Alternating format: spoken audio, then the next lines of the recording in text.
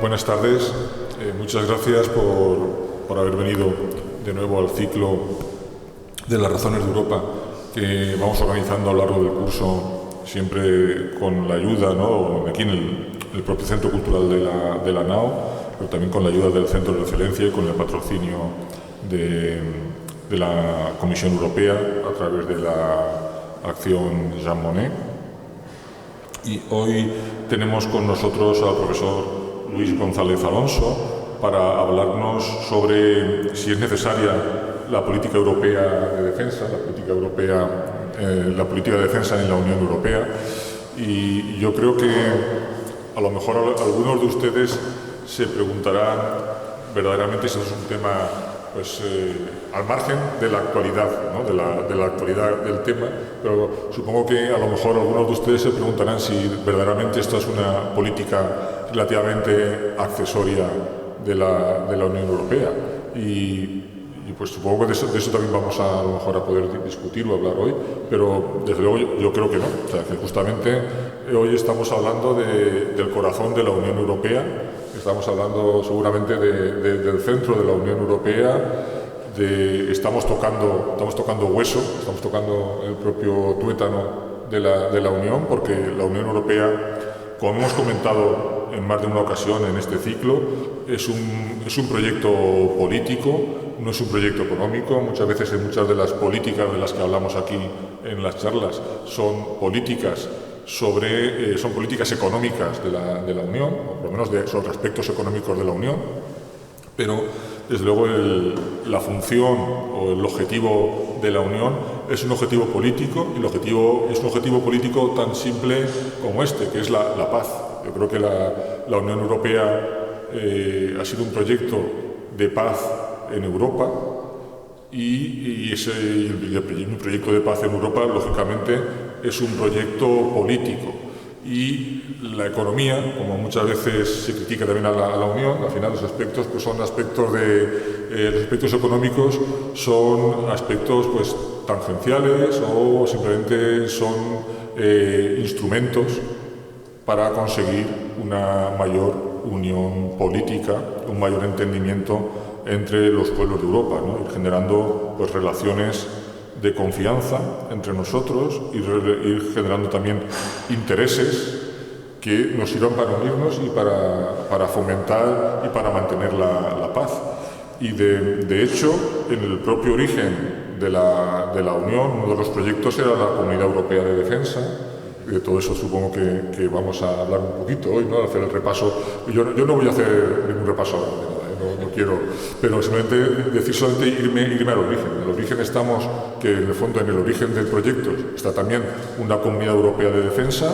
Para tener una política de defensa común hace falta también una unión política muy clara, porque si el ejército y la defensa del país tiene que estar orientado por el poder político, pues entonces hacía falta una unión política que difícilmente podíamos encontrar tras la Segunda Guerra Mundial, ¿no? Y eso nos ha llevado a otras estrategias bajo la cobertura de la OTAN para tener una alianza de las democracias liberales bajo la protección norteamericana, que ha funcionado, yo creo que razonablemente bien, y que ha permitido también progresar a la Unión en otros aspectos del proceso de integración, e ir avanzando y creando un sustrato que ahora quizás nos permite hablar de otras cosas, sobre todo a partir de Maastricht también, ¿no? Nos permite hablar de otros aspectos de política exterior y de seguridad común, en fin, también de volver otra vez a hablar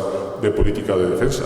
Pero, como muchas veces en la vida, a veces las cosas van relativamente lentas durante un periodo y en otros se precipitan. Yo creo que ahora estamos en un periodo especial que yo creo que convierten justamente a la conferencia de hoy una conferencia muy importante, muy de actualidad, y yo creo que de mucho interés para todos nosotros. Y bueno, para ello tenemos, como he dicho, con nosotros al profesor González Alonso. Él es catedrático de Derecho Internacional Público y de Relaciones Internacionales en la Universidad de Salamanca, y él ocupa también el cargo de director del Centro de Documentación Europea en la misma universidad. El profesor González Alonso ha sido docente en diversas universidades. Yo, de su currículum, quisiera destacar el Instituto de Estudios Políticos de Grenoble, también en la Universidad de Louvain. Ha sido profesor también docente en el Consejo del Poder Judicial de Hungría y en diversas universidades latinoamericanas, en la Universidad Autónoma de Nicaragua, en la Universidad de Managua, en la Universidad Nacional de Colombia y en la Universidad Católica del Norte en Chile. El profesor González Alonso es licenciado y doctor en Derecho por la Universidad de Salamanca, y donde consiguió premio extraordinario en las dos titulaciones, además de tener el diploma de Altos Estudios Europeos por el Colegio de Europa en Brujas. En el máster de Derecho, en la dominante, ¿no?, como bueno, se le llamaba entonces, ¿no?, la dominante de Derecho, que desde luego era la más difícil en Brujas, la de mayor prestigio. Bien, además de su formación y de su categoría docente, ha realizado servicio a la comunidad académica como director ejecutivo en la Revista General de Derecho Europeo. También está en el Consejo de Dirección, el Consejo Editorial de la Revista de Derecho Comunitario Europeo. Tiene una dilatada trayectoria investigadora, con 4 proyectos, con 4 sexenios, proyectos del plan estatal, antes plan nacional, del gobierno regional también, de la propia comisión a nivel internacional y de entidades privadas como BBVA. Y desde noviembre de 2018 es secretario general del Consejo Federal Español del Movimiento Europeo. Yo creo que es el momento desde que nos conocemos personalmente. Tuve el gusto de estar en aquella reunión en Madrid y en aquella reunión casi de refundación un poco, ¿no?, del movimiento, y desde entonces pues mantenemos un contacto profesional y yo espero que de amistad también, por supuesto. Y bueno, pues muchas gracias por estar aquí, bienvenido, y les dejo ahora con la palabra, cedo la palabra al profesor González Alonso. Muchas gracias. Muy bien, muchas gracias, Cecilio, por tu amable presentación. Buenas tardes a todos. Vengo de Salamanca y en Salamanca estamos muy acostumbrados a manejarnos en edificios y entornos históricos, pero la verdad es que impresiona esta sala y poder tomar la palabra aquí esta tarde en la Capilla de las Sapiencias, pero dentro de mis posibilidades y modestamente estar a la altura de las circunstancias. Bien, como imaginarán, lo que ha ocurrido en el último mes o mes y pico, pues ha trastocado en gran medida el planteamiento con el que yo en su momento di respuesta o pretendía dar respuesta a la amable invitación de Cecilio, que ya hace varios meses me comentó la posibilidad, me invitó a participar en este ciclo de conferencias. Entonces fue cuando propuse el título de ¿Necesita la Unión Europea una política común de defensa? Obviamente no pensando en tener que explicar estas cuestiones en el contexto en el que nos encontramos. Por lo tanto, como ven ahí, bueno, no sé si del fondo podrán seguir, pero bueno, tampoco es muy importante la presentación, es un mero apoyo. Los acontecimientos que estamos viviendo en este último mes, la agresión contra Ucrania, pues trastoca obviamente el panorama de análisis de manera muy significativa, aunque yo creo, y es lo que voy a intentar presentarles esta tarde, aunque yo no creo que debamos dejarnos arrastrar por la conmoción absolutamente justificada, por supuesto, en la que están generando estos acontecimientos y el estado un poco de shock, aunque a todo se acostumbra uno, lamentablemente, y es lo que nos está ocurriendo en cierto modo, pero en los primeros días de la guerra, de la agresión, estábamos realmente en Europa occidental, en la Unión Europea, los gobiernos, las instituciones europeas, yo creo que en estado de shock. Voy a intentar, ahí tienen un poquito el planteamiento de mi intervención. Me gustaría, en primer lugar, hacer un brevísimo recordatorio, un poco en la línea que señalaba Cecilio hace un momento, quizás sin remontarme tan lejos en el tiempo, pero hacer un recordatorio para que seamos conscientes de que La Unión Europea lleva trabajando de una manera más o menos seria y con las limitaciones que tenemos en la Unión Europea a este respecto y que después intentaré explicarles desde hace aproximadamente 20 años. La Unión Europea cuenta hoy con lo que denominamos y se denomina en el Tratado de la Unión Política Común de Seguridad y Defensa. Tras ese breve recordatorio a modo de introducción, pues les planteo ahí tres interrogantes, porque obviamente yo creo que no se puede abordar este tema, no se puede hablar de este tema más que a partir de lo que está ocurriendo en la práctica, de lo que está ocurriendo en Ucrania. Y por eso, bueno, les planteo ahí diversos interrogantes, probablemente me centre más en el último, en el tercero, pero esa sería un poco la estructura de mi intervención. ¿Cómo podemos interpretar estos desarrollos que se han producido en las dos últimas décadas, básicamente en el ámbito de la seguridad y la defensa en la Unión Europea, a la luz de lo que está ocurriendo en Ucrania, en primer lugar, en la reacción, yo diría que contundente, cohesionada y muy ágil, por una vez, de la Unión Europea frente a estos acontecimientos? ¿Qué lugar están ocupando lo que podríamos denominar instrumentos específicos de esta política? Y por último, obviamente, y esto es pues, lo que podría generar más debate probablemente y lo que quedará sin duda abierto y lo que nadie puede explicar de antemano, ¿cuál puede ser el impacto de la guerra de Ucrania, de la crisis de Ucrania, de la invasión de Ucrania en el futuro de la defensa europea? ¿Qué cabría razonablemente esperar a este respecto? Bien, un breve recordatorio inicial.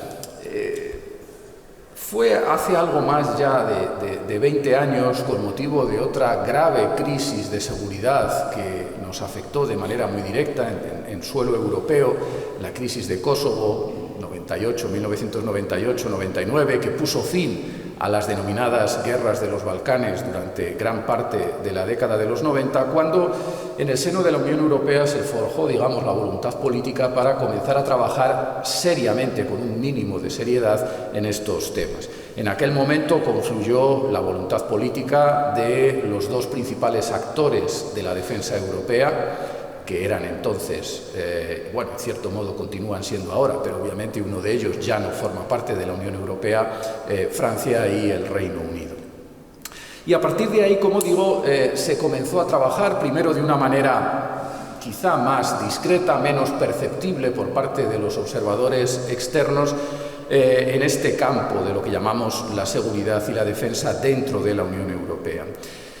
Hasta el punto de que, bueno, en la versión actual de nuestro marco constitucional europeo, que es el Tratado de la Unión, pues se define una política que denominamos política común de seguridad y defensa, que no es, como tienen ahí, pues bueno, he reproducido brevemente una parte de una disposición clave del Tratado de la Unión a este respecto. No es lo que actualmente tenemos, no es ni mucho menos el punto de llegada, el estadio definitivo. Se dice que lo que actualmente tenemos podría conducir a una definición progresiva de una política común de defensa, que eventualmente pudiera dar lugar a un sistema de defensa común para la Unión Europea, pero contamos con ciertos medios, ciertas capacidades, como se indica ahí, capacidades operativas, tanto civiles como militares, que obviamente no son propias de la Unión Europea, sino de los Estados miembros que aceptan ponerlas a disposición de la Unión bajo determinadas circunstancias.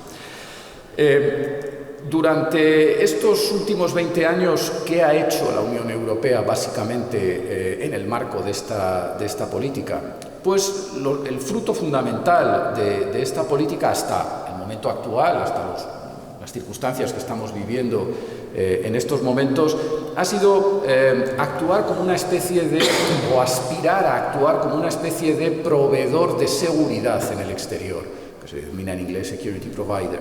Es decir, la Unión Europea, a través de una serie, ahí tienen un mapa que no sé si verán bien, una serie de operaciones o misiones de gestión de crisis, está respondiendo desde hace 20 años. Esas son las operaciones o misiones que están desplegadas en la actualidad. La mayor parte de ellas son relativamente modestas, en total movilizan a unas 5.000 personas. Como ven ahí, tenemos presencia sobre todo en el continente africano, pero también en diversos lugares de Europa. De hecho, en Ucrania había una misión muy modesta de naturaleza básicamente civil que, por supuesto, se ha visto alterada por la guerra. De estas operaciones o estas misiones de gestión de crisis hay en estos momentos 7 desplegadas, pero en estos 20 años hemos sido capaces de estar presentes o de desplegar un total de 37 misiones. Aproximadamente un tercio son de naturaleza estrictamente militar, muchas de ellas, de las militares, son sobre todo de entrenamiento, de asistencia, y el resto, 2/3 restantes, son misiones que se denominan civiles, que normalmente se desarrollan con medios sobre todo policiales, de carácter policial. Esto es básicamente lo que hemos venido haciendo hasta ahora, o lo más, no lo único, pero sí lo más visible, lo más perceptible desde el exterior. Y en este contexto, a partir, como les indico ahí, de los años finales del 16, comienzos de 2017, la Unión Europea, en el seno de la Unión Europea, los gobiernos de los Estados miembros decidieron definir lo que se ha denominado un nuevo nivel de ambición para esta política. Todo esto es independiente, bueno, es independiente, está indirectamente relacionado con el tema de Rusia y Ucrania, pero bueno, obviamente nos planteábamos entonces que pudiera producirse una situación como la que estamos viviendo. ¿Por qué en ese momento concreto se define ese nuevo nivel de ambición? Bueno, pues de una manera un tanto jocosa, lo pueden ver en esa especie de simulación de un cartel cinematográfico. Esto está tomado de un artículo que se publicó a finales del 16, principios del 17, por un think tank británico muy potente, y en el que aparecen como si fuera el título de una película, el bueno, o se supone que la buena, porque la buena era la nuestra, vamos, la nuestra me refiero, la señora Mogherini, que era la predecesora de Borrell en estos momentos en el puesto de alta representante de la Unión para Asuntos Exteriores, Política de Seguridad, la buena, el feo y el malo. Luego lo del feo y el malo ya distribuyen ustedes los papeles como les parezca. Y lo que aparece arriba es, bueno, la defensa de la Unión Europea, el Brexit y Trump. Bueno, ¿por qué? Pues porque 2016 fue el año del referéndum del Brexit y en el que empezamos a extraer las consecuencias. El señor Boris Johnson, actual primer ministro británico, era entonces ministro de Asuntos Exteriores, y el año también en el que Donald Trump asumió la presidencia de los Estados Unidos unos meses después, a comienzos del 17, pero bueno, las elecciones fueron en noviembre del 16. Y esto marca un punto de inflexión.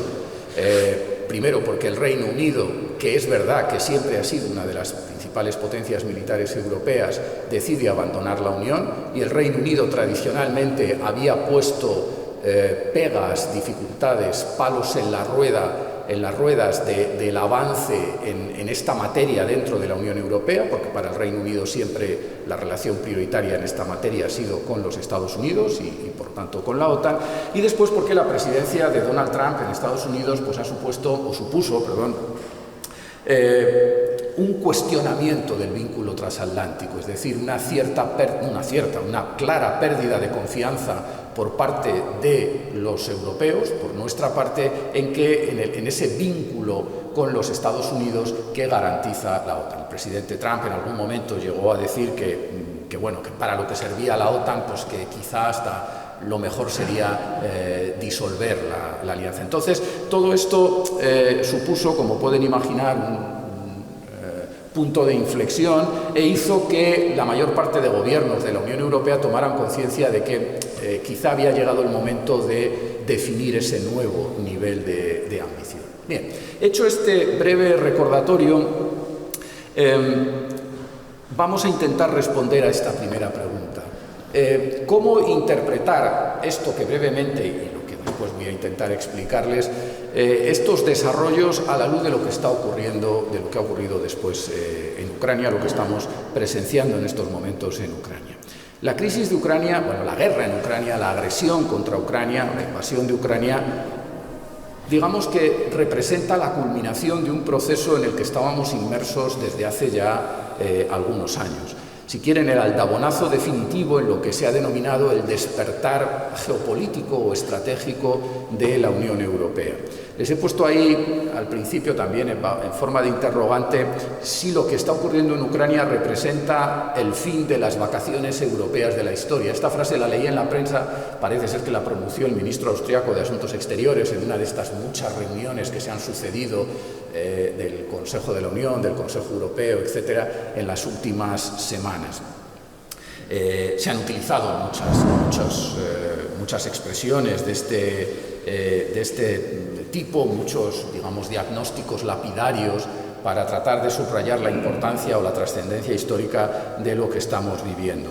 Bueno, yo obviamente me resisto a pensar que lo que hemos vivido en los últimos 70 años sea un periodo de vacaciones europeas de la historia, asumiendo que entonces tenemos que volver a la realidad y todo lo que hemos construido en Europa durante estos 70 años no sirve para nada. No es ese el sentido, pero sí el hecho de que durante 70 años hemos vivido en la Unión Europea un poco o un tanto o bastante despreocupados de este tipo de cuestiones vinculadas con las amenazas, con el poder duro, porque considerábamos que esto estaba desterrado de nuestro entorno.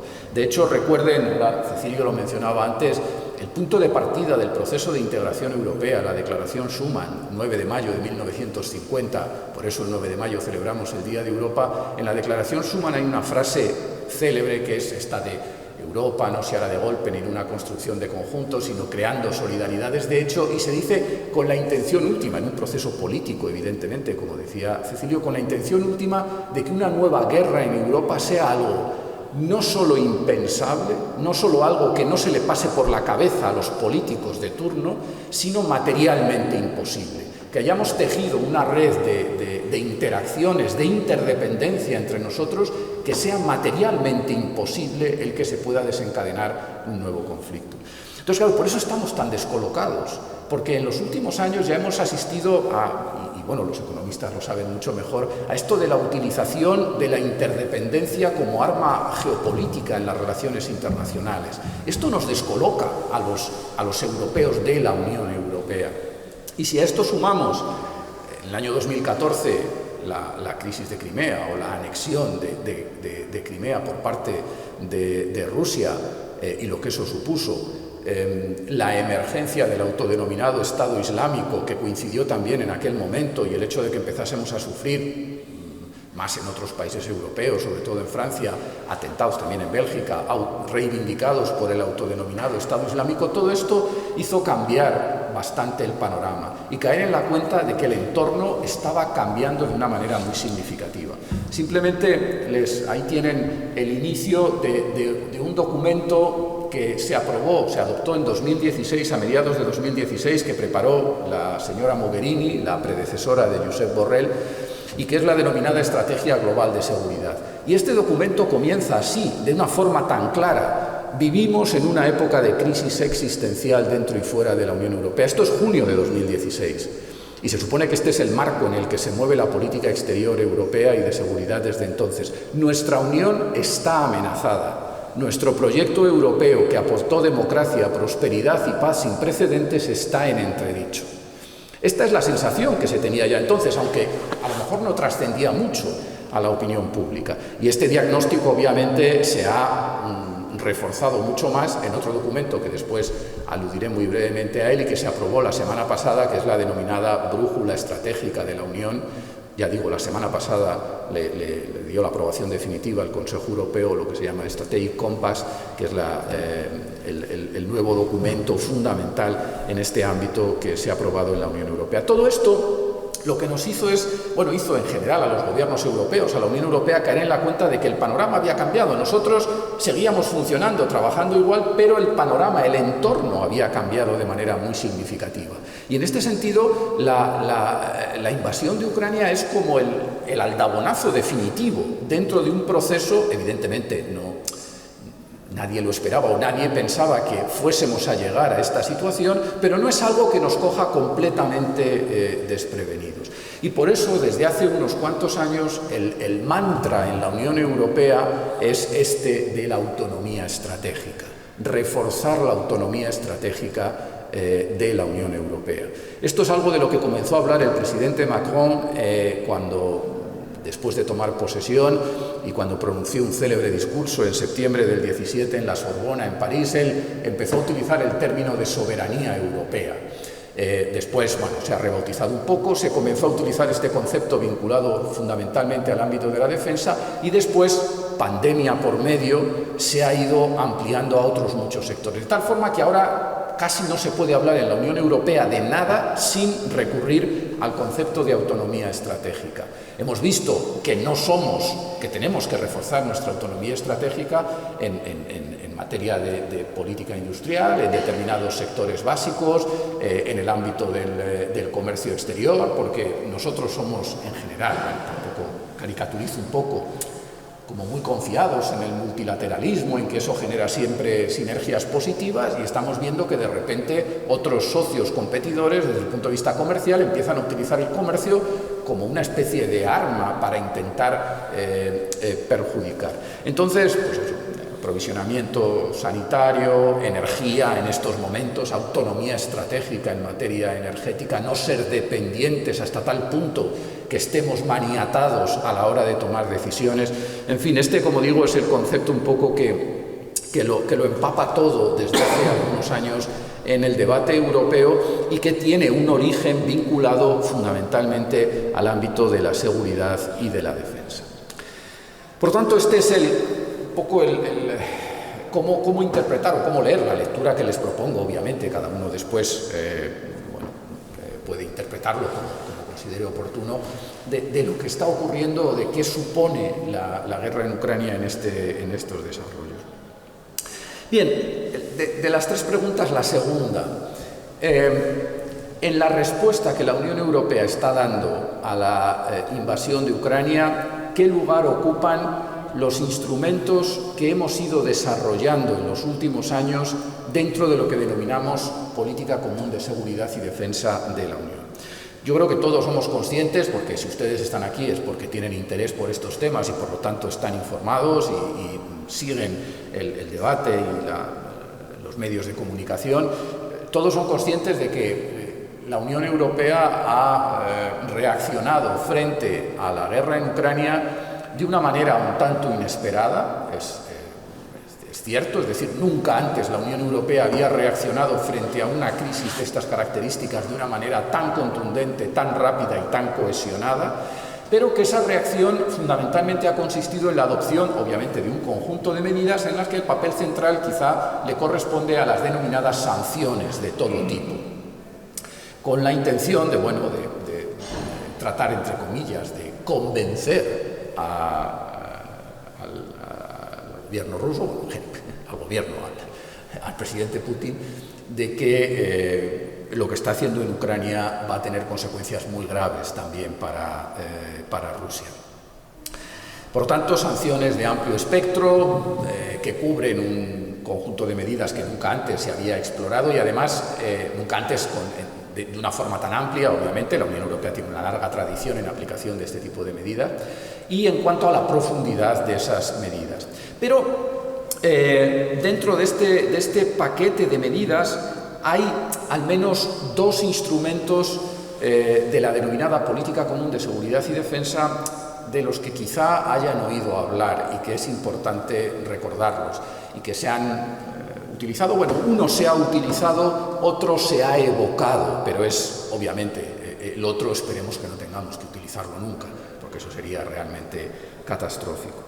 ¿Cuáles son estos dos instrumentos? Pues bueno, los tienen al margen de otras medidas complementarias que señalo abajo. No sé si saben que la Unión Europea tiene un modesto centro de satélites que además está en España, está en Torrejón de Ardoz, y que está apoyando al gobierno de Ucrania, facilitando inteligencia. Tenemos un Estado Mayor de la Unión Europea en Bruselas que está coordinando también las medidas de apoyo del conjunto de Estados miembros. Pero, sobre todo, los dos instrumentos fundamentales, como digo, uno utilizado en la práctica y otro simplemente evocado, son estos. Por un lado, el denominado Fondo Europeo de Apoyo a la Paz, o se conoce en el argot de la Unión como la European Peace Facility, Y el otro es algo de lo que la mayor parte de los ciudadanos no somos conscientes, la denominada cláusula de defensa mutua, que está recogida en el Tratado de la Unión Europea y nos obliga a todos, a los Estados miembros de la Unión Europea, la mayor parte de los cuales somos también miembros de la OTAN, no todos, pero 21 de los 27 somos también miembros de la OTAN. El Fondo Europeo de Apoyo a la Paz es un instrumento que tiene sus precedentes, y obviamente no voy a entrar en esos detalles, pues si alguien tiene curiosidades, pues en el debate podemos hacerlo.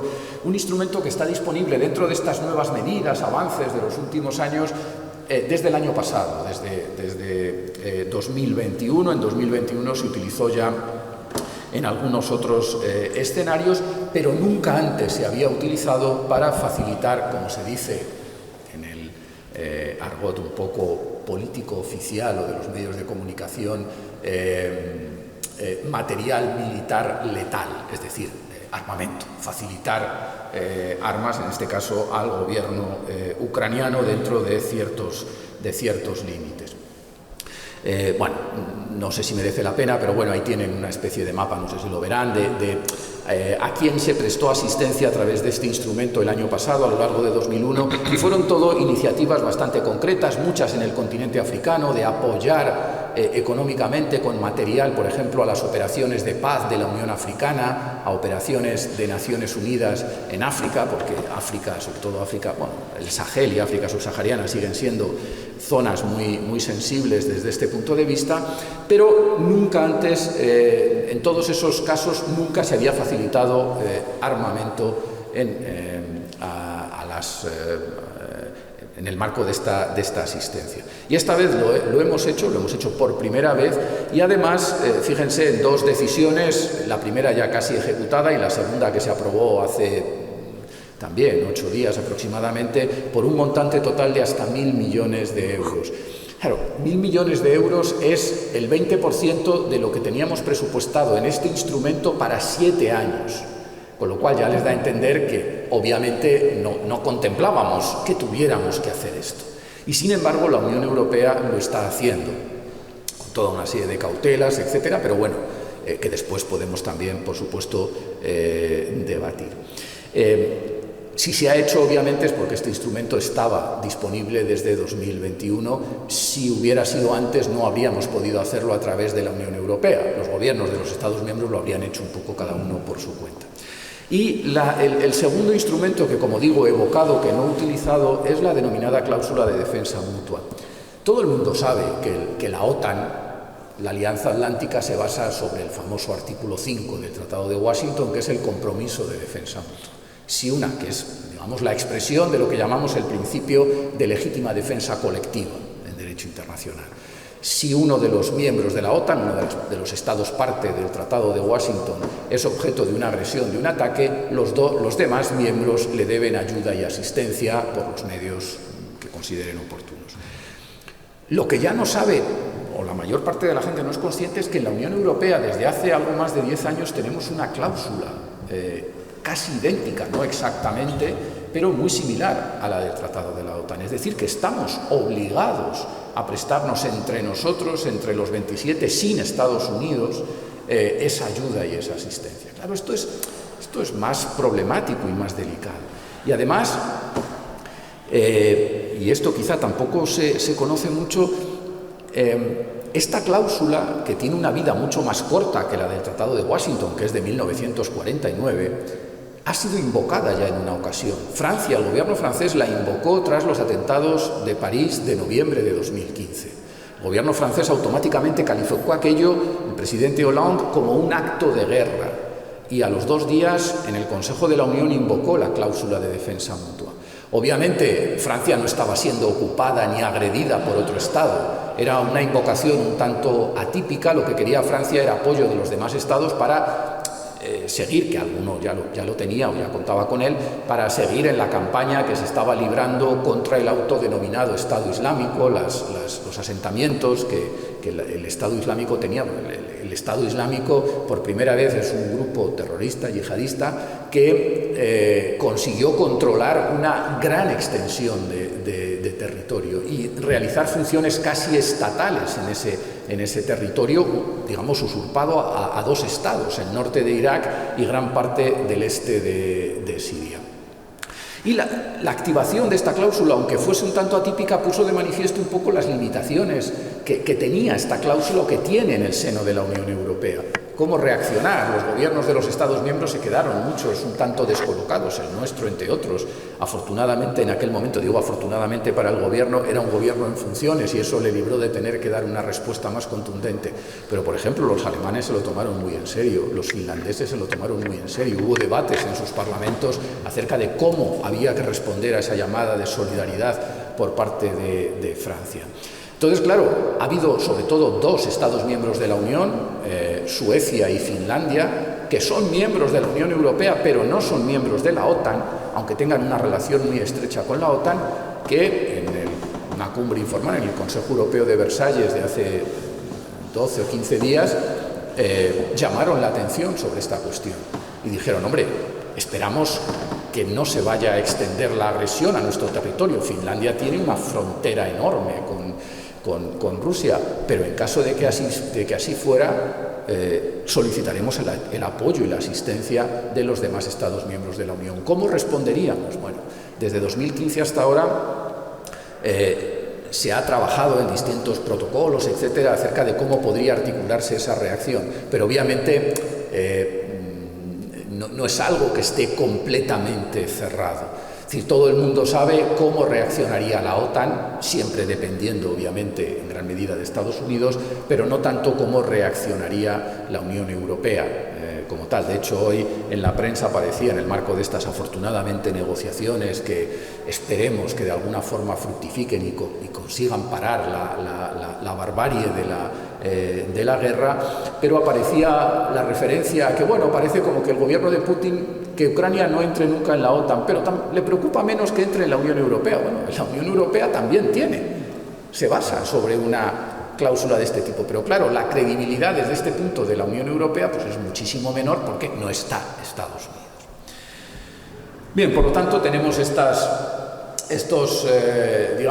dos instrumentos sobre todo que como digo, pues bueno, quería aprovechar para presentárselos desde el momento en el que pues, uno de ellos, como digo, se ha utilizado y el otro al menos se ha puesto sobre la mesa y, como digo, esperemos, porque eso sí que sería una desgracia absoluta, significaría que un Estado miembro de la Unión Europea ha sido agredido, que no tengamos que activar o plantearnos estas cuestiones en la práctica en las próximas semanas. Tercera pregunta, y aquí ya pues bueno, entramos un poco en el terreno de la elucubración, espero que con un poquito de fundamento, pero en un terreno más inexplorado. ¿Cuál puede ser el impacto de todo lo que estamos viviendo para el futuro de la defensa europea? Lo cierto es que esta crisis de proporciones realmente enormes por todo lo que supone, por las consecuencias sobre todo dramáticas que está teniendo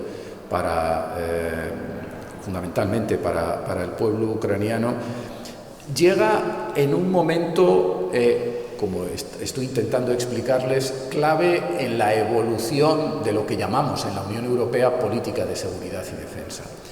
Llega en el momento en el que, bueno, estábamos intentando cerrar, culminar este proceso que nos debía llevar a un nuevo nivel de ambición y que, como les dije hace un momento, pues diseñamos a finales del año de 2016, principios de 2017. Esa culminación debía llegar con la aprobación de este instrumento, de este documento que es lo que se llama la brújula estratégica y que se aprobó la semana pasada no por la guerra en Ucrania, sino porque era cuando estaba previsto cerrar la definición de este instrumento. De hecho, un borrador ya muy desarrollado fue objeto de análisis por los gobiernos de los Estados miembros en el Consejo Europeo de noviembre del año pasado. Este documento, como ven ahí, que se denomina así, bueno, en la Unión Europea ya saben que somos muy buenos en esto de acuñar términos muy rimbombantes y que parece que van a cambiar el devenir de la historia. Luego, pues bueno, algunos sí tienen ese impacto, otros no tanto. Esto del Strategic Compact o brújula estratégica, pero es un documento que llevamos preparando 2 años, prácticamente desde que Josep Borrell llegó al puesto de alto representante de la Unión para Asuntos Exteriores y Política de Seguridad, y precisamente por esos desarrollos que estábamos viviendo, como les decía antes, desde fundamentalmente el año 2014. ¿Qué significa este documento? Pues bueno, lo que significa es como, bueno, aparece ahí, lamentablemente solo está en inglés, disponible en inglés todavía el documento. Lo que se define a través de este documento, que es muy denso, son unas 50 páginas muy densas, es por primera vez una visión estratégica común de la Unión Europea, que debería servir como referencia de nuestra política de seguridad y defensa para la próxima década, y dar lugar a medidas de aplicación, si no inmediatas, lo más rápidas posibles. Insistiendo nuevamente en que nos movemos en un mundo de incertidumbre desconocida en las últimas décadas, y en el que la Unión Europea se encuentra todavía mucho más desafiada, digamos, de lo que lo estaba en el año 2016. Por lo tanto, aquí tenemos un catálogo de actuaciones muy amplio y muy claramente definido. Obviamente no me voy a detener mucho en esto, pero se habla de muchas cuestiones en este documento y se fija como uno de los objetivos fundamentales que la Unión Europea pueda contar con una capacidad de actuación mucho más rápida en este ámbito, que no dependa tanto de los lentos procesos de toma de decisiones para que los Estados miembros pongan capacidades a disposición de la Unión, y se habla de que la Unión debería contar al menos con una especie de fuerza de reacción rápida de hasta 5.000 personas, que obviamente tampoco es mucho, pero que muy flexible y que pudiera permitirnos reaccionar mucho más rápidamente frente a determinados acontecimientos. Obviamente no a lo que está ocurriendo en Ucrania. Ya saben que está descartado el que, y esperemos que sea así, por el bien de todos, ni la Unión Europea ni la OTAN se impliquen directamente en la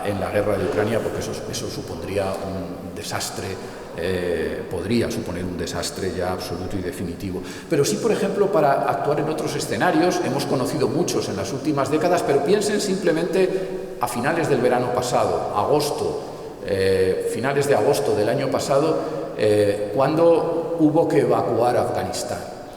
Probablemente recuerdan aquellos 10 días caóticos en los que estuvimos todos pendientes del control del aeropuerto de Kabul, de cómo se evacuaba a la gente, a los afganos que habían trabajado durante 20 años con los gobiernos europeos, estadounidense, canadiense, etcétera, y cómo dependíamos todos absolutamente del ejército de Estados Unidos, que era quien controlaba el aeropuerto, tenía la capacidad para controlarlo, organizar el tráfico aéreo, dejar entrar, salir, y todos estábamos pendientes.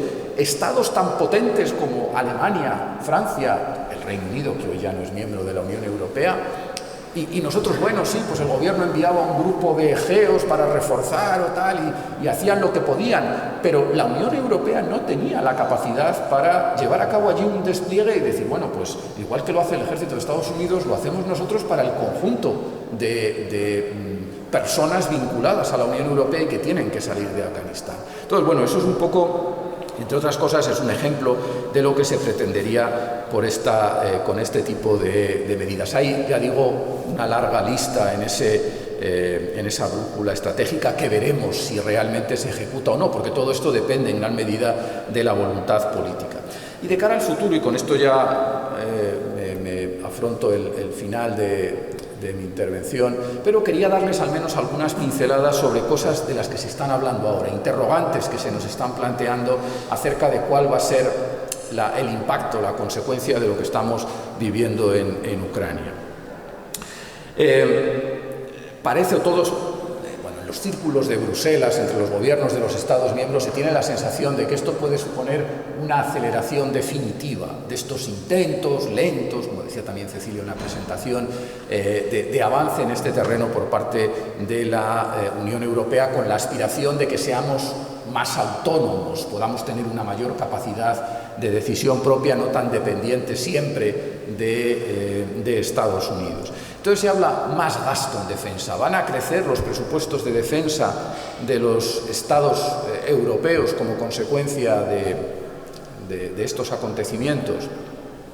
Bueno, ahí tienen un gráfico en el que se ve cómo después de un declive importante en los presupuestos de defensa de los Estados miembros de la Unión Europea a partir del año 2008-2009, lógicamente como consecuencia de la crisis financiera y de medidas de reducción del gasto público, a partir del año 2015-2016 y dentro de esta nueva lógica de la que he intentado hablarles, se está produciendo un cierto crecimiento de los presupuestos de defensa de los Estados miembros de la Unión.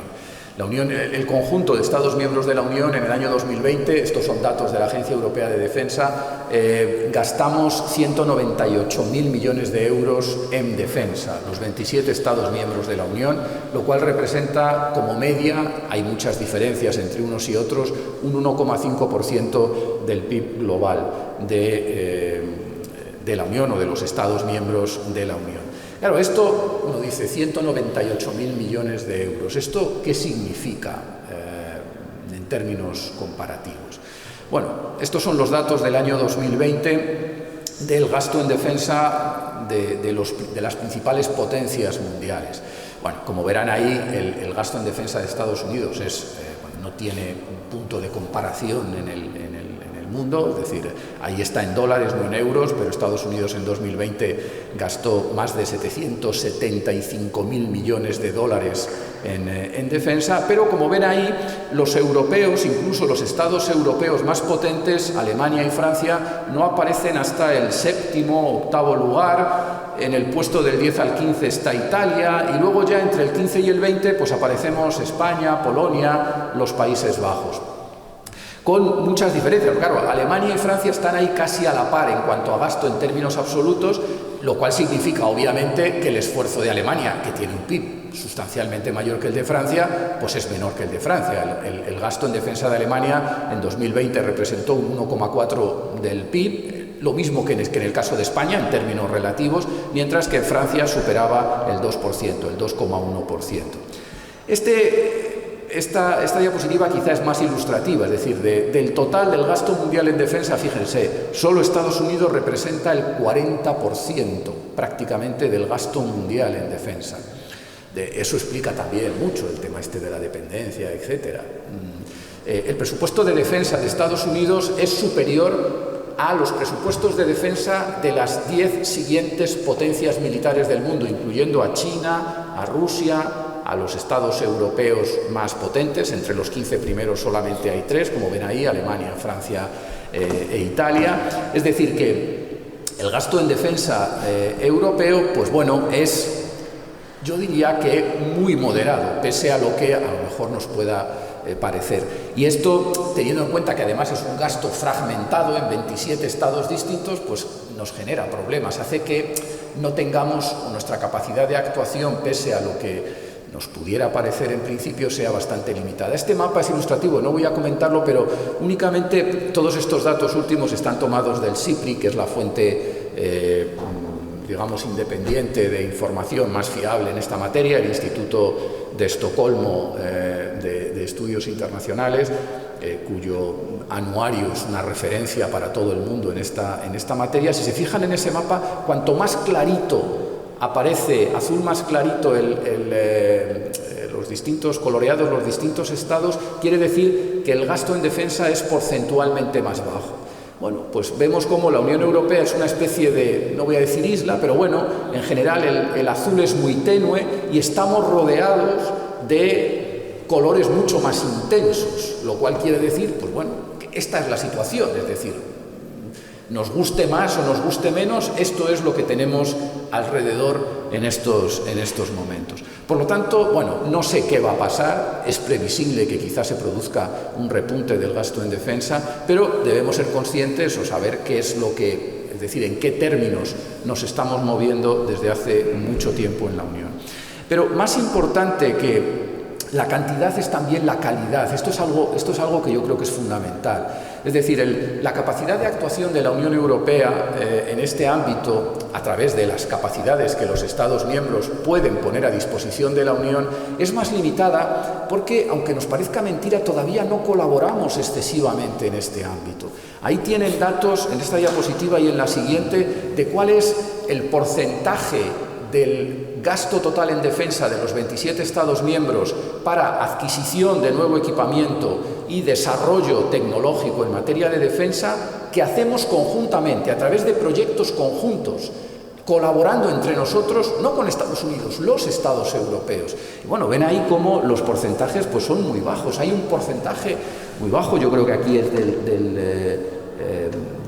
bueno, no lo termino de ver bien aquí, pero yo creo que del 6%, creo, en cuanto a adquisición de nuevos equipamientos, y en la diapositiva siguiente, que es parecido en cuanto al sería el proyectos para el desarrollo de nuevas capacidades. Por lo tanto, no se trata, o no se trataría, llegado el caso, no sé qué va a ocurrir, hasta dónde cuál va a ser el impacto de lo que estamos viviendo, pero en caso de que se incremente el gasto en defensa en la Unión Europea para reforzar esa autonomía estratégica, esa capacidad de actuación, habría que pensar muy bien hacia dónde se orienta ese gasto, para que realmente sirva para reforzarnos de cara al futuro y que sea un gasto de calidad, no simplemente que cada Estado pues eleve los presupuestos en defensa.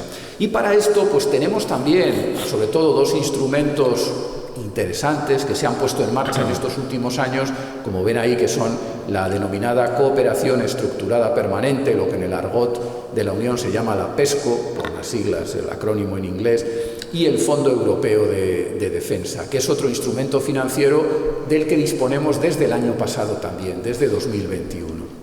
No me voy a detener, obviamente, en su análisis. Si alguien tiene curiosidad, pues después podemos comentarlo, pero sí que sepan que la Unión Europea en estos momentos, los gobiernos de los Estados miembros se han puesto de acuerdo en torno a 60 proyectos en distintos ámbitos para intentar colmar lagunas que tenemos los europeos a la hora de poder aspirar a llevar a cabo ciertas actuaciones en el ámbito de la seguridad y la defensa, que seguirán siendo, es decir, porque todo esto no está construido pensando en un escenario como el de Ucrania, está construido pensando en que la Unión Europea pueda aportar una mayor contribución al mantenimiento de la paz y la seguridad internacionales en nuestro entorno en sentido amplio, atendiendo llamamientos de Naciones Unidas, que está en una posición normalmente muy débil desde este punto de vista, y las demandas son muy importantes, aportando capacidades cuando nos lo piden estados, que nos lo piden muchas veces, estados africanos, que están en una situación muy precaria y amenazados en distintos ámbitos. El último ejemplo, el año pasado, ha sido Mozambique, el gobierno de Mozambique. Por tanto, esos 60 proyectos son ya que están comenzando. Se espera que los primeros puedan dar resultados en el año 2025, porque todo esto son procesos lentos. Pues sería interesante, si realmente se produce ese incremento, que el gasto se orientase de una manera, digamos, estratégica hacia fortalecer estos proyectos y, por lo tanto, el enfoque colaborativo. Y en este mismo sentido, pues está el denominado Fondo Europeo de Defensa, que para los próximos 7 años tiene una dotación de 8.000 millones de euros. La Comisión había propuesto 13.000, pero los gobiernos de los Estados miembros luego siempre recortan, y que está destinado a incentivar la colaboración, es decir, lo que permite la colaboración entre los gobiernos de los Estados miembros y las empresas europeas en el ámbito de la investigación y del desarrollo de capacidades. Pues no sé, por ejemplo, antes tenían ahí, ahora nos preocupa mucho la ciberseguridad, por ejemplo, que es un tema importante y en el que tenemos serias carencias. Por ejemplo, todo este mundo de los aviones no tripulados, de los drones, que son fundamentales. En fin, hay un sinfín de ámbitos en los que existen proyectos en marcha, y el Fondo Europeo de Defensa, que forma parte del presupuesto general de la Unión Europea o está incluido en el marco de financiación de la Unión, pues pretende estimular el que las empresas europeas colaboren entre sí en el desarrollo de proyectos de este tipo. Por lo tanto, existen estos instrumentos. Sería importante, obviamente, que si se avanza en este terreno, pues se haga por esta vía. Y ya simplemente lo voy a mencionar y con esto termino. Hay otros interrogantes, como les señalo ahí en ese último recuadro, porque en el ámbito de la política de seguridad y defensa de la Unión, tan importante como disponer de capacidades para poder hacer aquello que políticamente decidamos que debemos hacer los europeos autónomamente, es habernos dotado de una capacidad de decisión rápida, ágil, que es quizá lo que más ha sorprendido en el caso de la reacción ante lo que ha ocurrido en Ucrania. Y este es un ámbito complicado, difícil, porque obviamente, fíjense, estamos hablando de un terreno extremadamente sensible, en el que la lógica es la de la unanimidad, y esto es lo que nos ha llevado en muchas ocasiones a que la Unión Europea no haya aparecido en otras crisis, porque en el momento en el que hay algún Estado miembro que no ve clara la cuestión, pues la Unión Europea desaparece del panorama, después vuelve a aparecer normalmente para pagar la reconstrucción posconflicto, pero desaparece como actor significativo de este tipo de escenarios. Y esta es una cuestión delicada, porque las capacidades son capacidades nacionales. Por lo tanto, los gobiernos de los Estados tienen que aceptar implicarse en este tipo de actuaciones de la Unión. La exigencia de la unanimidad hace que nuestra capacidad autónoma de actuación sea frágil. Ahora estamos todos temiendo, bueno, ¿qué va a pasar si no se mantiene la unidad de actuación? Si a la hora de ir más allá en la aplicación de determinadas medidas hay algún Estado miembro que empieza a recular un poco, ¿no? Entonces eso compromete un poco la credibilidad de la Unión. El tema, obviamente, del control democrático, porque tenemos un Parlamento Europeo que es muy potente en muchas cuestiones, pero en este ámbito todavía es muy activo, pero su intervención sigue siendo bastante limitada, porque los gobiernos de los Estados miembros no le han reconocido más competencias en este ámbito, y tenemos los parlamentos nacionales, que son quienes controlan los presupuestos nacionales cada año y, por tanto, eventualmente un incremento del gasto en defensa, que muchas veces no actúan en clave europea o con esa dimensión europea. Y la última pregunta, y esta ya pues simplemente la planteo, es, bueno, y en todo esto, claro, ¿qué pinta, si me permiten la expresión, una OTAN, una alianza europea, perdón, una alianza atlántica renacida y reforzada? Ese es el mapa de los Estados miembros de la OTAN. De los 30 Estados miembros de la OTAN, 21 somos miembros también de la Unión Europea. Entonces, hasta ahora,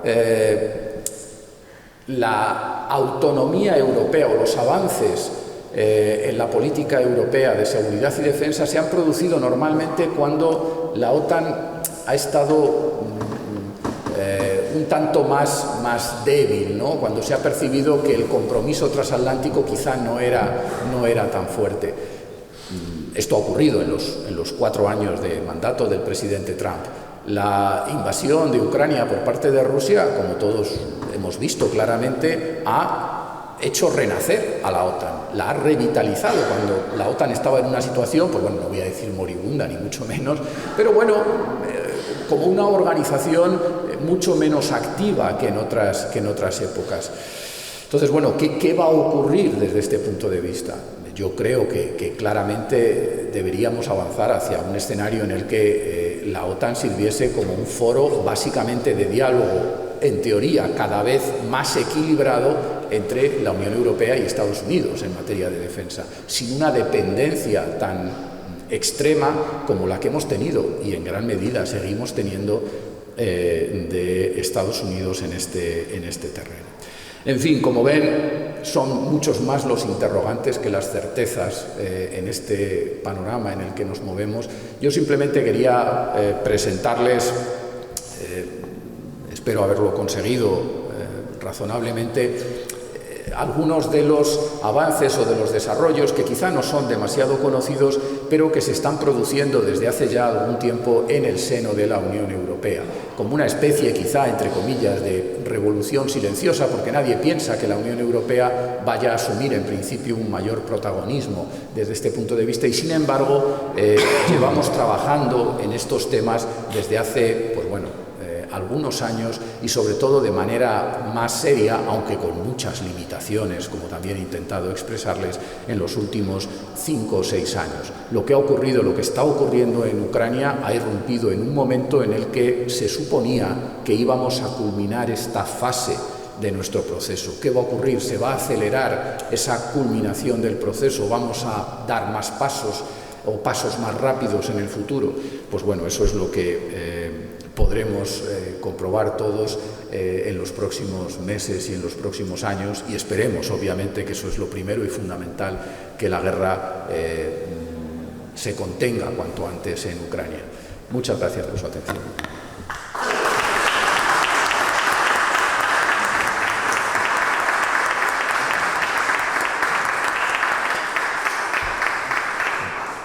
Muchas gracias. Yo creo que desde luego no nos ha defraudado en absoluto la conferencia de hoy, y que es verdad que tenemos ahora mucha más información y quizá creo que un poco más de criterio, ¿no? Pero también es verdad que hay muchas preguntas sobre la mesa, ¿verdad? Porque se han ido poniendo aquí, porque son cuestiones que tienen aún que resolverse, ¿no?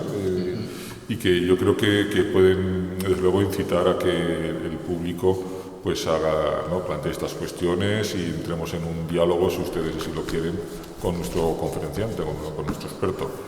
Si, como en otras ocasiones, pueden demandar imagino que hay alguna persona con el micrófono para que se lo acerquen y poder hacer la pregunta. No sé si veo aquí ahora. Muy bien, pues tiene la palabra. No sé si hay alguien con micrófono o no, porque me no hay. Hoy no hay. Pues nada, pues disculpen y... Sí. De todas formas, la sonoridad de esta sala es magnífica, o sea que, de la capilla, o sea que tenemos eso. Estamos empezando, como hace tiempo que se empezó la casa por el tejado. Me refiero evidentemente cuando estamos hablando de la Unión Europea. Porque yo, con esa Unión, veo Unión Europea, veo Europa, pero no veo Unión. Y me explico. No hay nexo de unión en cuanto a entidades políticas, tanto fiscal como de transportes y como otra serie de materias. No vamos a entrar ahora a la punta. Pero lo que sí que está claro, y esto esta semana ya lo demostrado, es que no tenemos una única ley. Eso se ha demostrado papablemente. No sé si se hará de acuerdo conmigo o no, porque hemos visto cómo determinados países actúan a su nivel al nivel. No ha salido una política concreta. Si de los 27 miembros que somos, 26 pertenecemos en la OTAN, yo me pregunto, esta fuerza de intervención rápida de efectivos que me da la impresión que va a ser el embrión del ejército europeo, ¿qué sentido tiene meter un montón de millones cuando su inmensa mayoría ya somos miembros de la OTAN? O una parte. Otra parte, si ya se metió la Guerra Fría, si ya se metió el pacto de Varsovia, ¿para qué vamos a montar otro gobierno? Hay cosas que yo me gustaría salir de aquí de esta conferencia con algunas ideas más claras de las que tengo, porque es que no le veo ninguna coherencia. Esto es como aquello de, si quieres que algo no funcione, haz muchas reuniones. Pues esto, yo tengo la misma sensación. Estamos creando estructuras. ¿Para qué? Si ya tenemos unas. Porque no le sacamos la rentabilidad posible.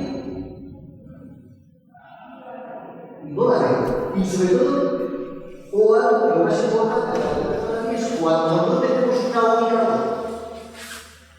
Se pone ese ejercicio en marcha y cómo se coordina, ya es fantasía, ¿verdad? Pero si no hay esa coordinación en otras áreas, ¿para qué vamos a implementar muchas más? si las tenemos nosotros capaces de enfrentarnos bien. Porque en el fondo, si limitamos bien lo que es la Unión Europea, ni siquiera es económica, es monetaria, pero nada más.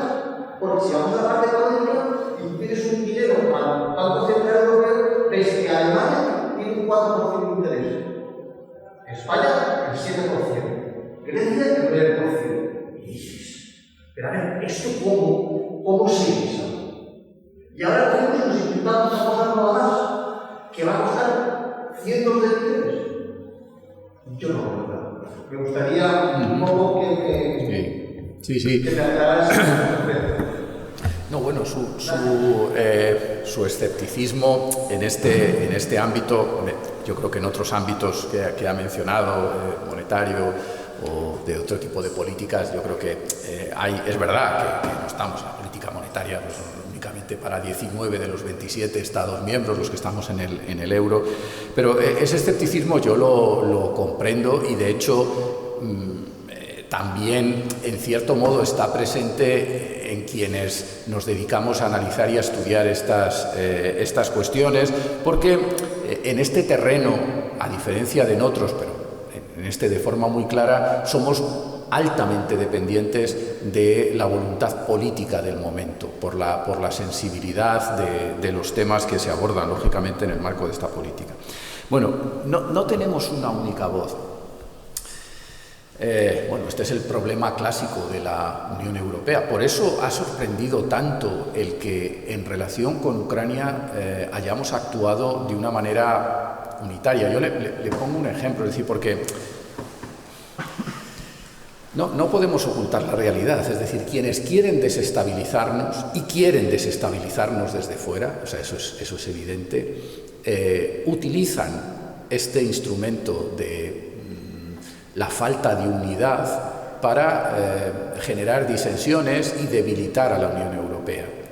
Antes de que estallase la guerra en Ucrania, el margen de, otras muchas, esto que se llama ahora guerra híbrida, intervenciones de todo tipo que hemos visto en los últimos años por parte de agentes externos, que esto no son teorías conspiranoicas, es decir, está demostrado y está probado, pero una de las últimas maniobras del gobierno ruso antes de iniciar la agresión o el ataque contra Ucrania a finales de enero fue enviar una carta a cada uno de los gobiernos de los Estados miembros de la Unión, una a cada gobierno, la misma, que era un poco el mismo comunicado que se le había enviado con las reivindicaciones o los planteamientos de Rusia al gobierno de Estados Unidos, esperando recibir una respuesta de cada gobierno europeo y que esas respuestas, pues bueno, aunque fueran parecidas, pero hubiera diferencias entre ellas. Entre otras cosas porque en aquella época pues el presidente Macron por su lado, el canciller Scholz por el suyo, iban a Moscú, intentaban presionar, hacer gestiones,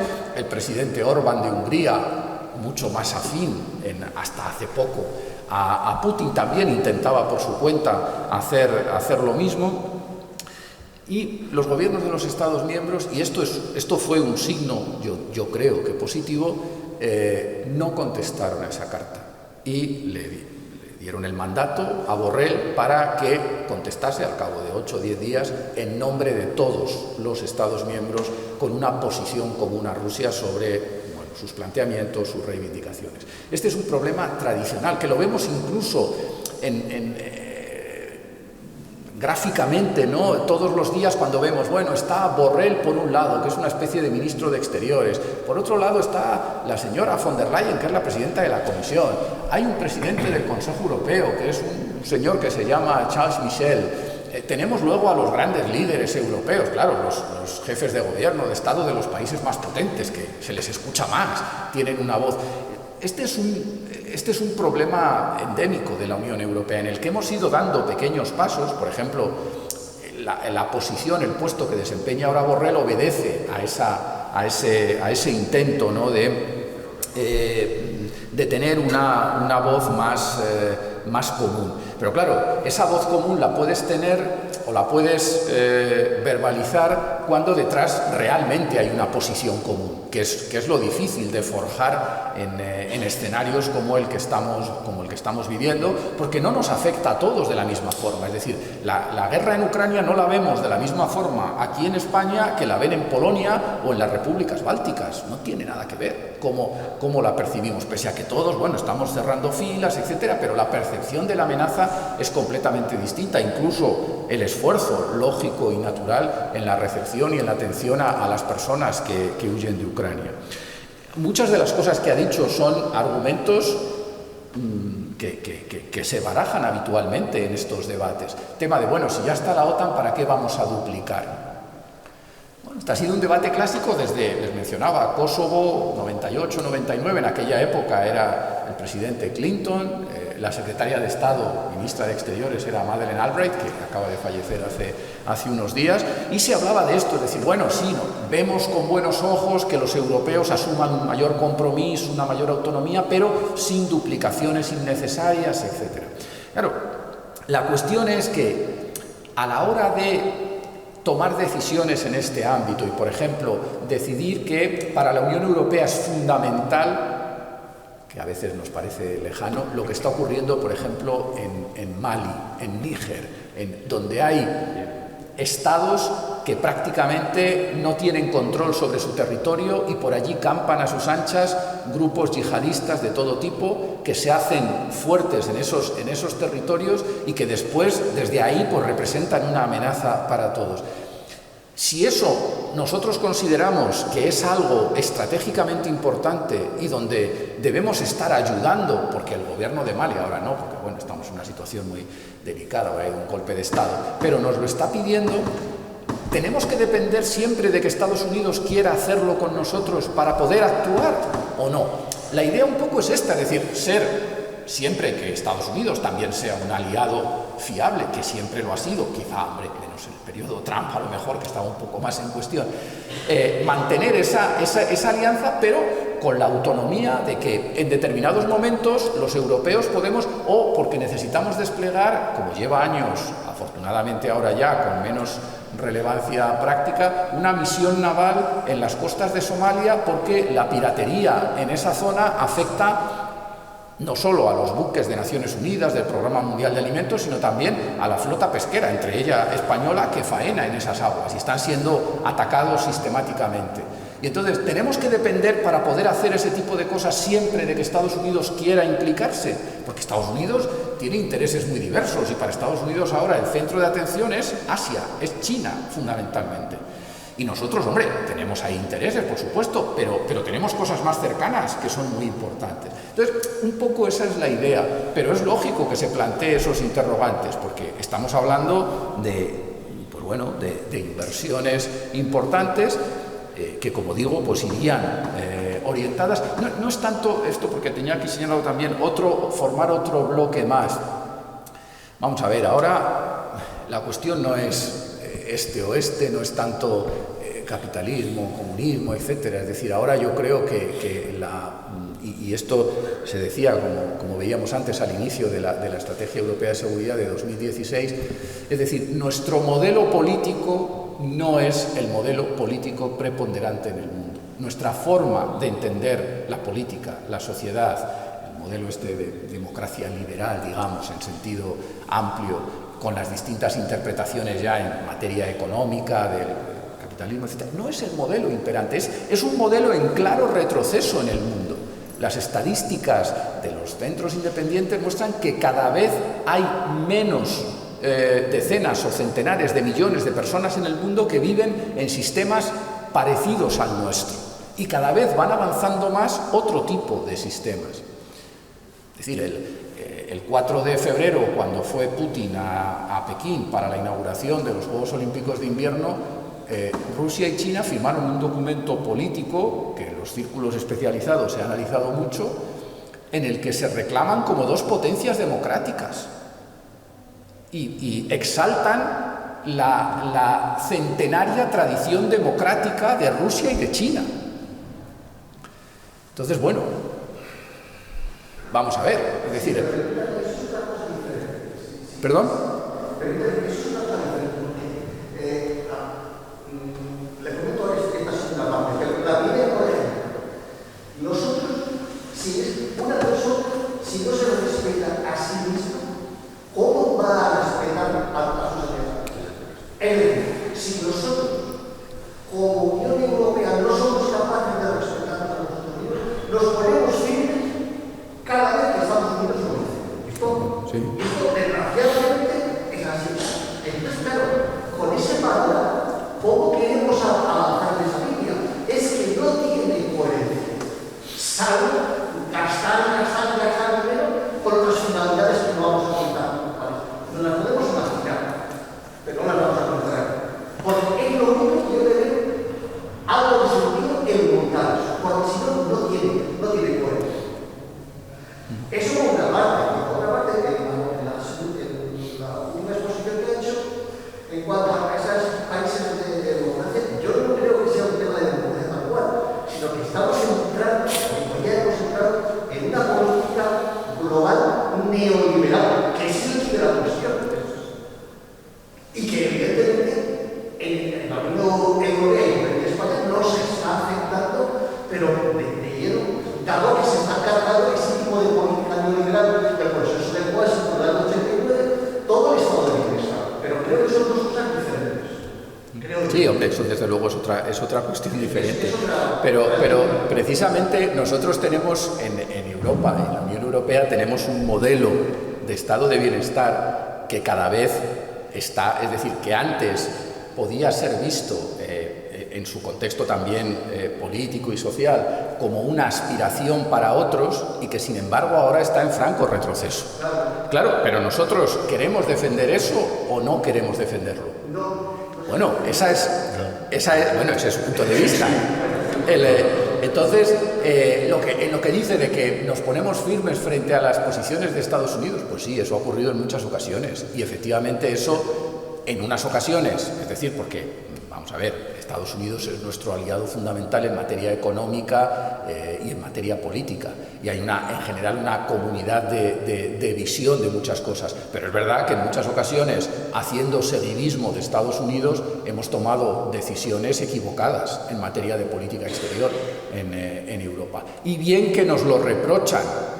Es decir, el otro día, cuando se volvió a votar una resolución en la Asamblea General de Naciones Unidas, en las explicaciones de voto, el representante ruso, aislado completamente, solo votaban con Rusia, Corea del Norte, Siria, Eritrea, Bielorrusia y no sé si otro estado,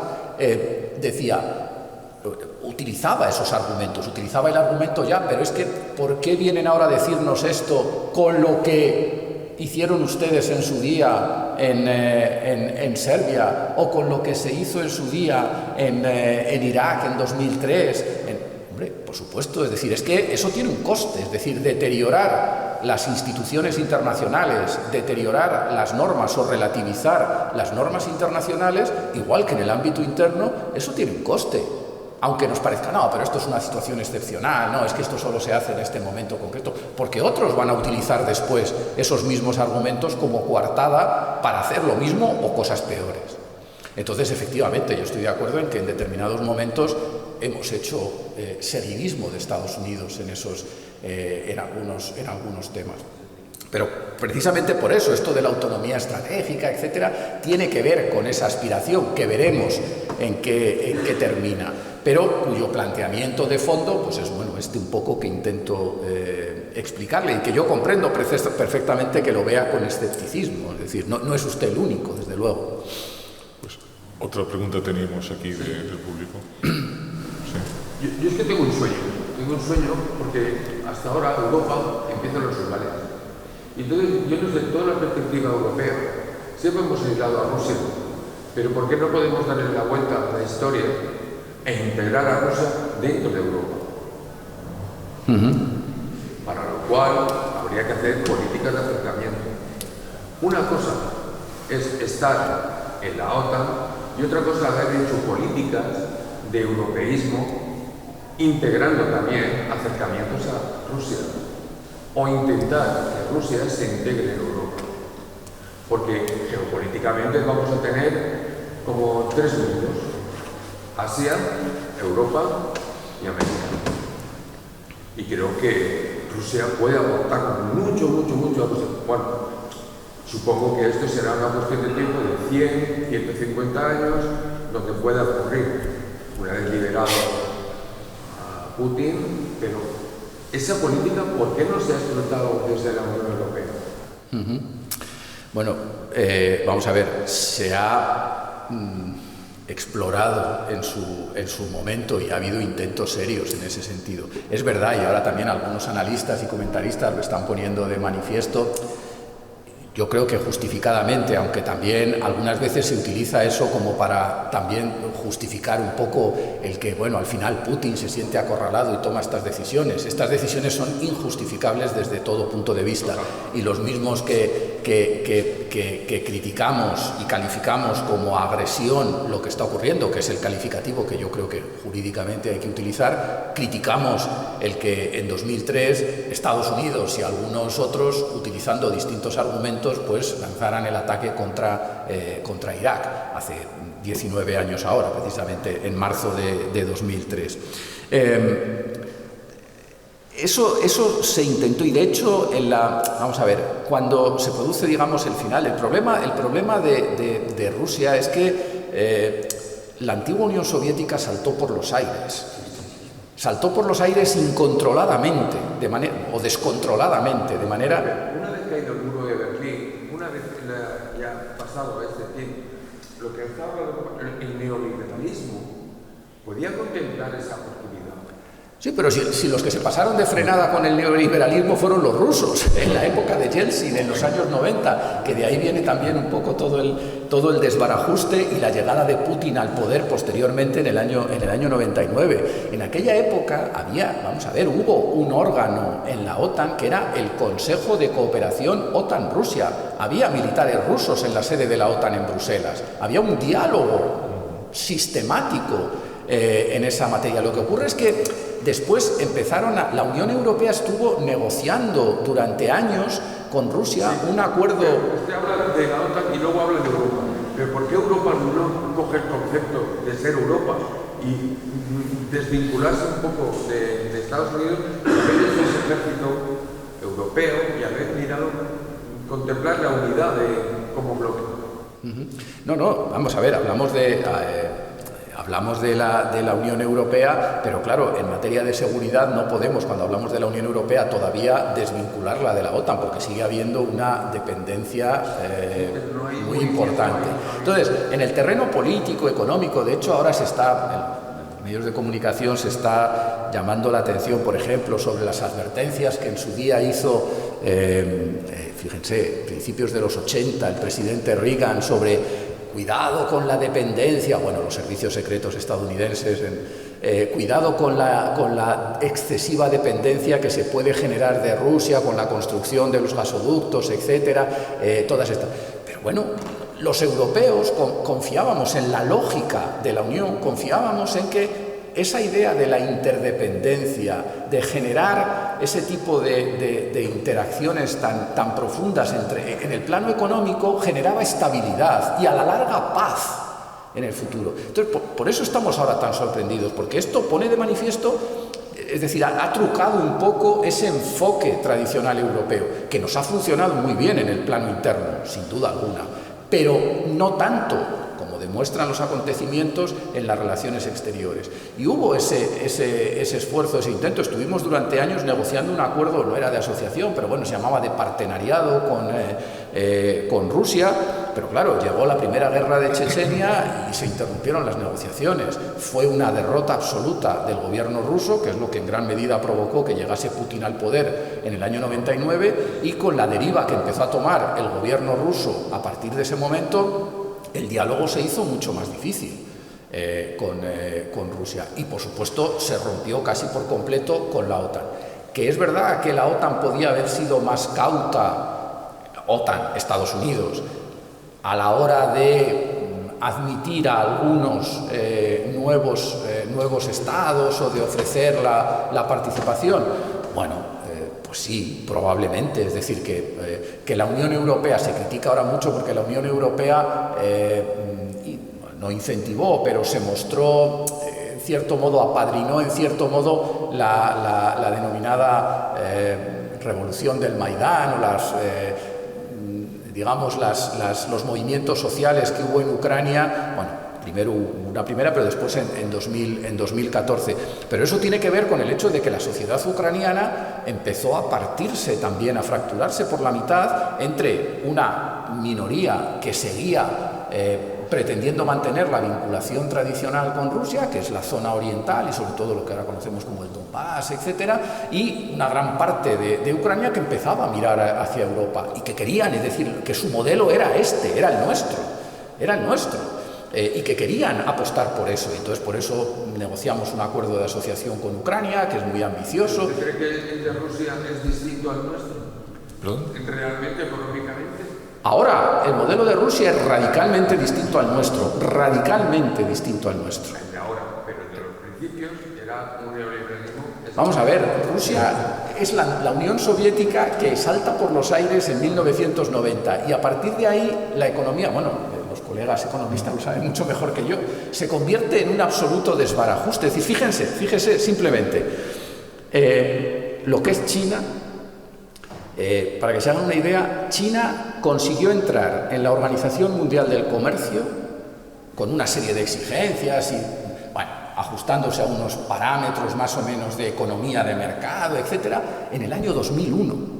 Rusia tardó, no recuerdo, 10 años más, ¿no?, en poder entrar en la OMC, porque era tal el desbarajuste económico, la incapacidad de contradecir la economía rusa. Bueno, en estos días se ha puesto de manifiesto muy claramente. Sí, el tamaño de la economía rusa es el tamaño de España. Usted ve en el mapa el tamaño, claro, geográficamente del país más grande del mundo, ¿no? Ve usted Rusia y la economía. Después de la crisis, no, pues nos ha afectado más a nosotros, que con las exportaciones de petróleo justamente y de gas y tal, han recuperado algo más que la economía española, pero tras la crisis de 2008, y ahora de la crisis de 2008 a la pandemia, son un poco más grandes que España, y bien, más o menos vienen a tener el tamaño de Italia. Es el tamaño de Italia. Pero lo que tiene es una desproporción entre su capacidad militar y su capacidad como país, ¿no? Como potencia económica. En este momento es un país mediano, a nivel mundial, entre mediano y pequeño, y desde el punto de vista tecnológico, lo que es tecnología militar sí que la tiene bastante avanzada. En el resto de tecnología es relativamente también mediano, y bueno, lo que tiene es un arsenal atómico tremendo. Y ese es el principal problema, claro, que tenemos ahora con una enorme con capacidad Rusia, ¿no? de exportación de materias primas. Y muchos países que son antiguos miembros de la Unión Europea, que cuando han podido tener algo de libertad han salido huyendo, claro, y se han echado en los brazos de la Unión Europea, con todos los problemas que pueda tener la Unión Europea, ¿no? Porque también hemos dicho que somos también críticos, somos escépticos en algunas cosas, pero el problema que ha tenido Ucrania es que es el país de la zona hasta los Urales con menor renta per cápita. Tiene menos renta per cápita que Rumanía, y eso no lo ha tenido tampoco nunca en el pasado. Y muchas zonas de Ucrania son frontera con Polonia. En este momento, bueno, creo que tienen la mitad de renta que Polonia. Claro, se vuelven locos. ¿Por qué ellos no pueden también disfrutar de niveles de vida mejores? Cuando culturalmente, históricamente y por capacidad, ¿no?, de su formación tienen derecho a hacerlo. ¿Por qué un país que es independiente no puede formar parte de la Unión Europea? Precisamente. Ya no digo de la OTAN, ya entramos en otras cosas, no puede ser, cuando metes en la parte militar, pues ya entramos en otros problemas, ¿no? Pero claro, dices, es complicado, ¿no? Es complicado para ellos, y es complicado para el mundo en general, y es complicado para el resto de Europa. Luego, mi sueño... No, su sueño me ha parecido fantástico. Yo tengo el mismo sueño que usted, ¿sabe? Y, o sea, fíjese, yo lo comparto. Me parece un gran sueño. Por eso le digo, pero hablar hablar, esto se ha utilizado mucho en los últimos, de Europa debe hablar con Europa considerando que Rusia es Europa. Rusia es Europa, pero es mucho más que Europa. Y el problema es que Rusia en los últimos 20 años se ha separado radicalmente de Europa. Nosotros podremos tener, podremos tener nuestra parte de culpa, pero obviamente no tenemos tampoco, yo creo, que autoflagelarnos o pensar que lo que está ocurriendo en Ucrania es culpa de la OTAN o de la Unión Europea, en absoluto, en absoluto. Sí. Yo quería comentar, tengo entendido que el presupuesto de defensa europeo actualmente es 3 veces el de Rusia, o sea, ¿no? Sí. Entonces, ya hemos visto, bueno, a grosso modo, ya hemos visto lo que puede hacernos un ejército 3 veces más bajo. Mi pregunta es, ¿para qué cree usted que se diría este aumento importante del presupuesto de defensa europeo sin avanzar a la vez en una unidad? Es decir, en un ejército. Claro, no tendría sentido. Con 3 veces más no podemos hacer nada. ¿Cuál es la utilidad de este? Claro, y a la vez la segunda parte de la pregunta, ¿es posible o hay proyecto de un ejército europeo en una unión donde la soberanía sigue residiendo en los Estados miembros? Es decir, sin una unidad política es posible un ejército europeo. Es muy pertinente lo que pregunta, desde luego. He vuelto a esta diapositiva para que vean, según estos datos, que son los más fiables y que manejamos todos a nivel internacional, el presupuesto de defensa de Rusia en 2020 fue ligeramente superior a 60.000 millones de dólares. Esto está en dólares, que es, como decía usted, la tercera parte de la suma de los presupuestos de defensa de los 27 Estados miembros de la Unión. Un poquito más, 10.000 millones más que el presupuesto de defensa de Alemania, de Francia. La ministra de Defensa alemana ha dicho, porque en Alemania siguen pesando todavía las consecuencias de la Segunda Guerra Mundial, las Fuerzas Armadas alemanas no están en absoluto a la altura de lo que es Alemania como potencia económica y política. Decía la ministra alemana de Defensa que ella no podía garantizar ni siquiera las operaciones, a lo mejor caricaturizando un poco, más básicas del ejército alemán. El problema que tenemos es que ese gasto en defensa está fragmentado en 27 estados distintos. Entonces, no he puesto aquí diapositivas con estadísticas comparadas con Estados Unidos, es decir, la suma de las Fuerzas Armadas de los 27 Estados miembros de la Unión son superiores numéricamente a las de Estados Unidos y el gasto en defensa es muchísimo menor, lo cual quiere decir que nosotros gastamos en defensa mucho, o sea, gran parte del gasto en defensa se nos va simplemente en mantener lo que tenemos, aunque no esté muy adaptado a las exigencias o a los desafíos a los que tenemos que enfrentarnos. Entonces, pues en el pago del sueldo de los militares, que no es muy alto, por cierto, del mantenimiento de las infraestructuras, etcétera. Entonces, tenemos una capacidad de innovación, de mejora limitada por ese motivo, porque son presupuestos de 27 Estados miembros distintos.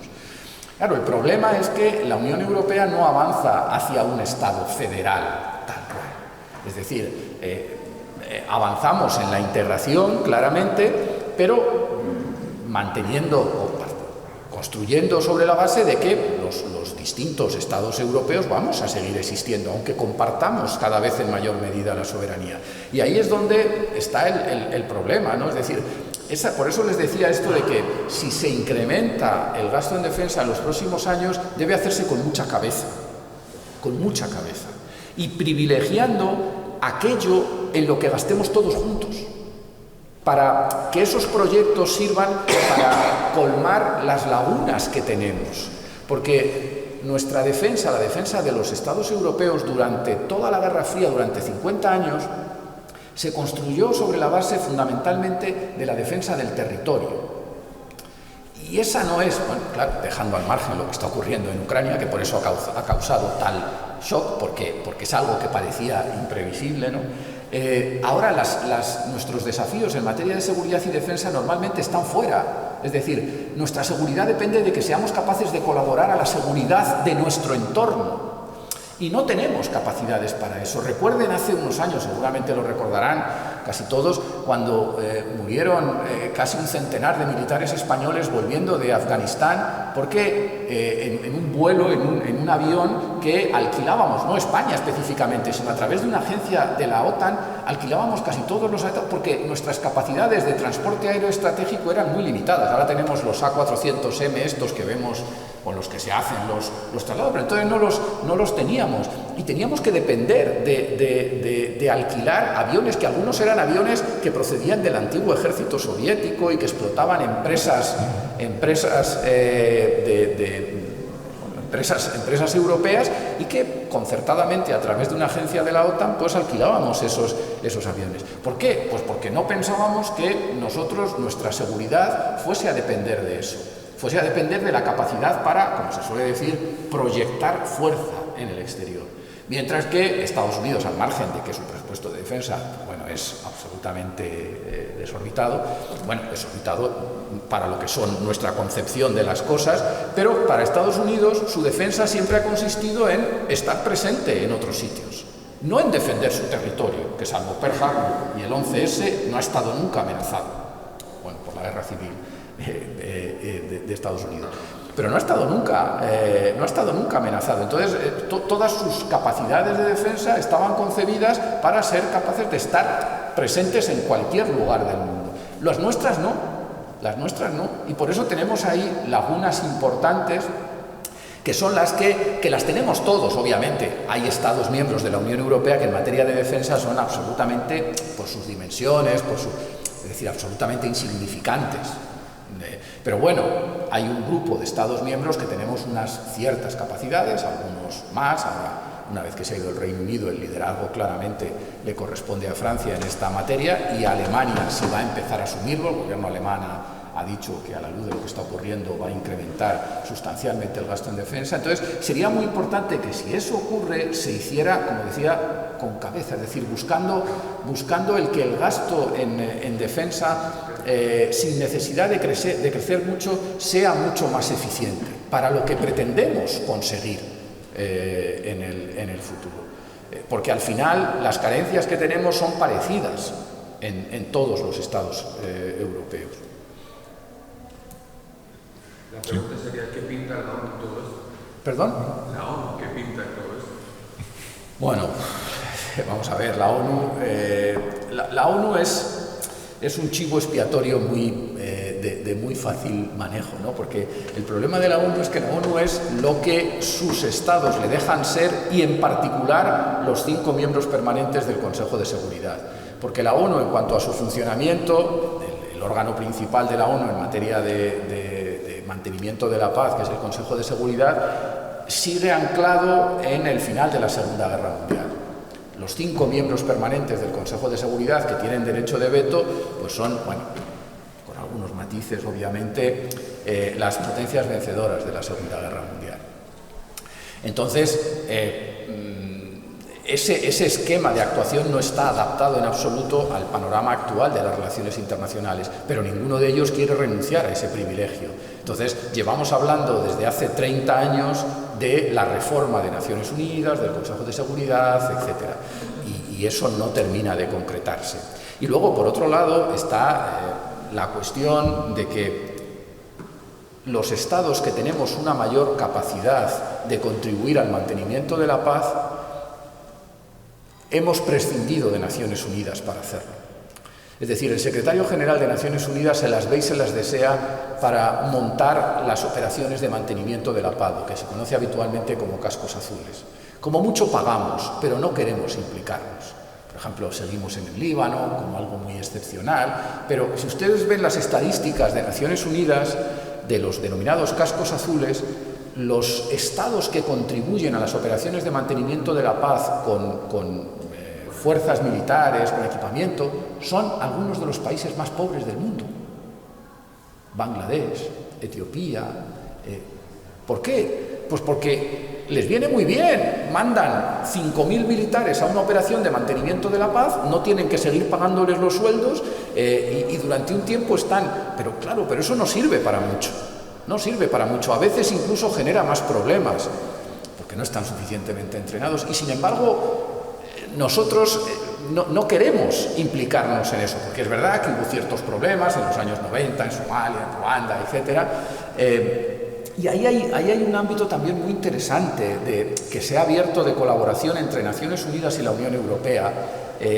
Si la Unión Europea cuenta con unas mayores capacidades desde este punto de vista, uno de los objetivos es poder reforzar a Naciones Unidas. El secretario general de Naciones Unidas nos está pidiendo sistemáticamente que contribuyamos más al mantenimiento de la paz en determinados lugares.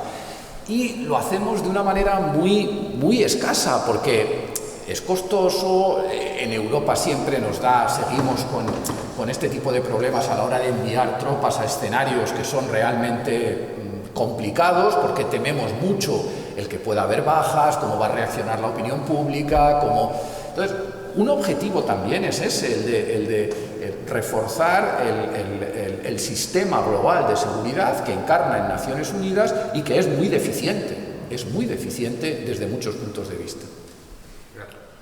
Pues muy bien, pues muchas gracias. Yo, la verdad es que no sé si son conscientes de que llevamos unos 40 minutos de debate, ¿eh? O sea, que casi estamos doblando el tiempo. Pero es por mi culpa, que me enrollo demasiado. No, en absoluto es por tu culpa. Yo creo que es que los temas pues, son tan interesantes y es verdad que son complejos y hay que intentar también contestarlos con detalle, que hacen que quizás estemos abusando de tu amabilidad aquí. Yo no sé si alguien quisiera hacer una pregunta corta.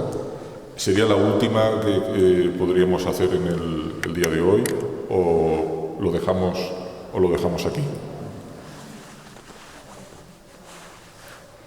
Pues lo vamos a dejar aquí y yo, como tengo derecho especial, aprovecharé luego para hacer una pregunta corta, pero ya fuera del público, porque me ha quedado también una pequeña duda, pero no quiero tampoco alargar más el acto.